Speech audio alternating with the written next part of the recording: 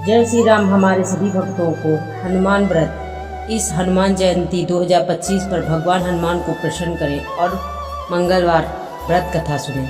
आइए आप लोग को सुनाते हैं गुरु भजन मार्ग चैनल पर। प्राचीन काल में एक कुंडनपुर नामक एक नगर में नंदा नाम का ब्राह्मण और अपनी पत्नी सुनंदा के साथ रहता था। दोनों धन धान से संपन्न थे, लेकिन उसके पास संतान नहीं थी। उसने वे हमेशा दुखी रहते थे।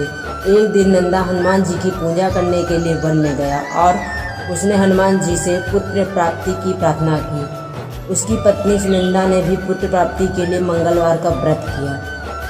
प्रत्येक मंगलवार शाम को भोग बनाकर हनुमान जी को भोग लगाती, अर्पित करती, फिर स्वयं ग्रहण करती। फिर एक दिन मंगलवार को एक और व्रत पड़ गया और हनुमान जी का व्रत नहीं रख पाई।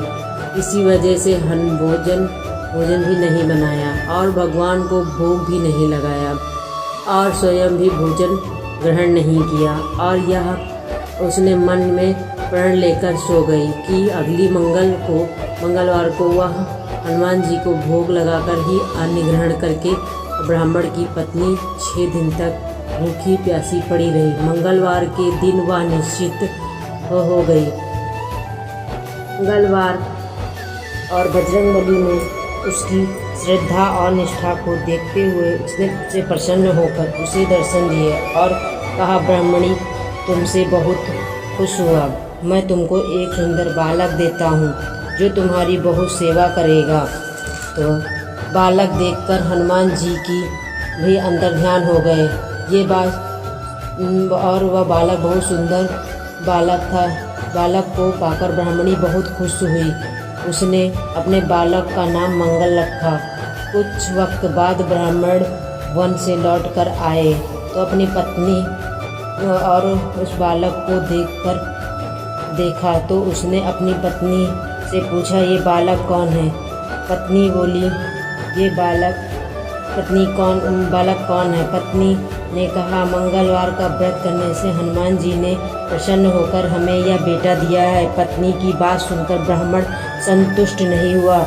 उसने सोचा यह उल्टा हो गया है। उसने कर्म को छुपाने के लिए बहाना बना रही है। एक दिन ब्राह्मण कुएं से पानी भरने जा रहा था तो उसकी पत्नी ने कहा, मंगल को भी अपने साथ लेकर जाओ। बालक को अपने साथ ले गया और लेकिन जब वापस लौटा तो बालक उसके साथ नहीं था, क्योंकि पानी भरने के बाद मंगल को नाजायज़ मानते हुए उसने कुएं में डाल दिया था।